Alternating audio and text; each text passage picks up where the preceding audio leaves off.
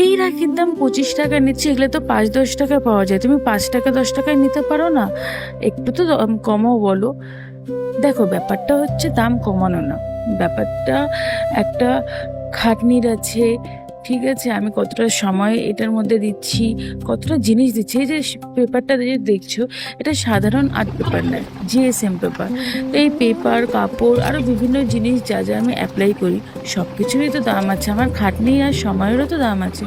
সব মিলিয়ে আমি 25 টাকা রেখেছি।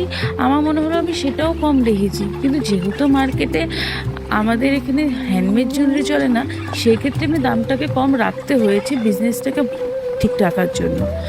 তারপরেও যদি কিছু কিছু কাস্টমার এসে আমাকে বলে যে 5 টাকায় 10 টাকায় পাওয়া যাচ্ছে, তাহলে তোমরা সেখান থেকেই নাও। আমি তো কাউকে জোর করিনি বলো। আমি এই রাখিগুলো যদি কেউ নাও নেয়, আমি আমার নিজেদের ভাই এত আছে যে আমি তাদেরকে পরে দেবো, তার জন্য আমার নতুন কিছু নাই। কিন্তু এভাবে এসে আমাকে কথা শোনানো তো উচিত না। আর যেসব শিল্পীরা 5 টাকায় 10 টাকায় রাখি দিচ্ছে, তাদের উদ্দেশ্যে বলি, তোমরা লাভ কী করো বলো তো? কেন কি আমি 25 টাকা দিয়ে আমি ভাবি যে আমি 25 টাকায় দিচ্ছি, এগুলো এতটাও কমে দেওয়া উচিত না। সেক্ষেত্রে তোমরা 5-10 টাকায় দিচ্ছ, এত সস্তায় জিনিস তোমরা পাও।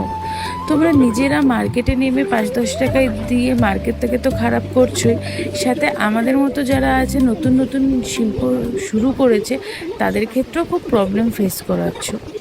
তা আমি বলবো যে এগুলো 5-10 টাকায় দিও না। যদি কেউ জেনে থাকো 5-10 টাকায় কে দেয়, আমাকেও বলো, আমিও নেবো।